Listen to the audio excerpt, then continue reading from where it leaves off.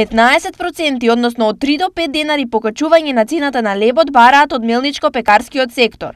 Ова покачување за нив треба да биде интервентно и спасоносно во обидите да обезбедат минимална работна оправданост. Овака сигурно ќе има некакви корекции на цените како не би дошло до како би се покриле загубите на индустријата, да се стабилизира оваа загубата на индустријата, би била да се качи цената на лебот некои 10 до 15%. Не би рекол на сите лебови, него на одредени лебови, како што напоменав претходно, како би се нивелирале загубите. Новата, повисока цена на лебот, на која од оваа индустрија инсистираат, повеќе пати досега на граѓаните воопшто не им се допаѓа, бидејќи не остана производ кој веќе не им е прескап. Срамота е, што друго да кажам. Па во до каде ќе оде? Не треба да го качуват лебот, оше лебот да го качат и готов. Па не е добро тоа.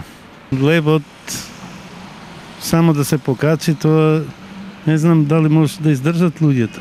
Тоа не би требало да се деси кај нас. Кај нас е многу скапо. Од друга страна, производителите на леб тврдат дека периодот на замрзнати цени им акумулирал многу загуби кои за нив се неподносливи доколку нема промена на цената. Ние како индустрија, значи како групација, се соочуваме со големи проблеми по зголемувањето на трошоци на енергија, електричната енергија, со што одлуката за замрзнувањето на цените нанесе голема штета на индустријата, па очекуваме, ако се прекине оваа одлука, дека индустријата ќе изнајде некаков начин да ги избалансира цените да не иде и понатаму во загуби.